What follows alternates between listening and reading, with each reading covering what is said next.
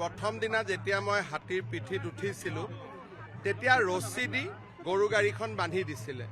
হাতীটো যেতিয়া চলিলে তেতিয়া গৰু গাড়ীখনে ৰছী আছিল কাৰণে গৰু গাড়ীখনে আহি হাতীটোৰ ভৰিত খুন্দা মাৰি দিলে আৰু হাতী বিকুদৰ পগলাৰ দৰে ইফাল সিফাল একদম দৌৰিব আৰম্ভ কৰিলে। সেই মুহূৰ্তত মই সৰু আছিলোঁ, হাতীৰ পৰা পৰি যাব লাগিছিল, কিন্তু যেনে তেনে মই হাতীটো ধৰি থাকিলোঁ আৰু এসময়ত মাউতে হাতীটোক কণ্ট্ৰল কৰিলে। তাৰ পিছত আমাৰ ইয়াৰ স্থানীয় লোক আৰু নিপ বৰুৱা সকলোৱে সিদ্ধান্ত ল'লে যে ৰছীৰ লগত গৰু গাড়ীটো আমি নলগাওঁ, বাঁহ এডাল লগত গাঁঠি দিম, তেতিয়া গৰু গাড়ীখন আগুৱাই নাহিব। গতিকে এক প্ৰকাৰ ক'ব গ'লে হাতীৰ লগত মোৰ সেইটো বহুত ডাঙৰ অভিজ্ঞতা। আৰু তেতিয়া মই ক্লাছ 6ত পঢ়িছিলোঁ, যেতিয়া হাতী একদম চিঞৰ বাখৰ কৰি চাৰিওফালে ঘূৰিছে, মাউতেও কণ্ট্ৰল কৰিব বহুত দেৰি পৰা নাই। এটলিষ্ট 15 মিনিট সময় মই হাতীৰ ওপৰত আছোঁ আৰু হাতীয়ে গোটেই হুলস্থুল কৰি ঘূৰি ফুৰিছিলে। আজি মনত পৰি গ'ল। মই ইয়াতে প্ৰায় 30 দিন আছিলোঁ। গীতটোৰ শ্বুটিং প্ৰায় 7 দিন লাগিছিলে। 7 দিনতকৈ তেতিয়া চিনেমা একদম লগে লগে নহৈছিল। আজি মাত্ৰ এটা শ্বট, কালি এটা শ্বট খুব শ্ল' মোশ্যনত হৈছিলে। ইয়াতে বাকীসকল আছিলে নগাঁৱত, মই কিন্তু কামপুৰতে আছিলোঁ। মইনা আছিলে, মোৰ ডাঙৰ মইনাটো প্ৰাঞ্জল শইকীয়াই কৰিছিলে, সৰু মইনাটো মই আছিলোঁ। নাই, গোটেইখিনি আমাৰ চিনেমাখনটোতো ওলায়ে থাকে, গতিকে মেইন আচল যিটো গোটেই চিনেমাখনৰ আটাইতকৈ যিটো হিট গান আছিলে সেইটো সময়ত 1, 2, 3, 4 তেতিয়া একো উপায় নাছিল। বিশেষকৈ হাতীৰ ওপৰত শ্বুট কৰাটো বহুত ডাঙৰ কথা আছিল, কাৰণ আজিতো মই আহোঁতে মাউতে হাতী চলাইছে, তেতিয়াতো মাউতে চলোৱা নাই।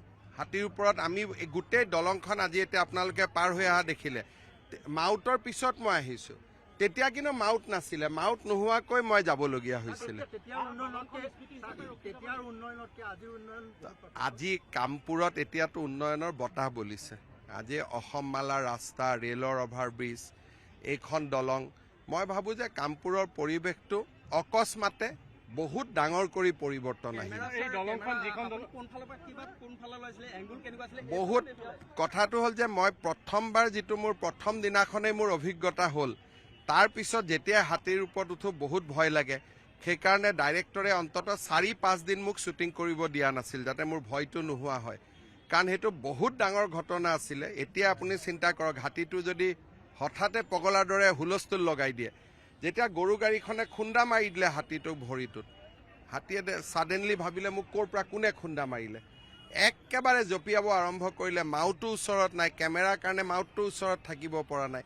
গতিকে এটা বহুত ডাঙৰ পৰিৱেশ হৈছিল সিদিনাখন। কিন্তু যি নহওক, তাৰ পিছতো খুব ভাল শ্বুটিং হ'ল আৰু সেইটো গানটোৱে আজিও এটা হিট গান হৈয়ে আছে অসমত।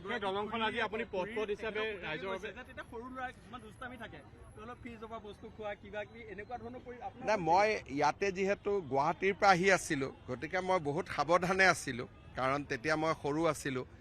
কিন্তু আমি বহুত ল'ৰা ছোৱালী একেলগে শ্বুটিং কৰিছিলোঁ। মোৰতো কাকো এতিয়া মনত নাই, কিন্তু আপোনালোকে চিনেমাখন চালে দেখা পাব যে গৰু গাড়ীত কমচে কম 25টা ল'ৰা ছোৱালী উঠি আছিলে।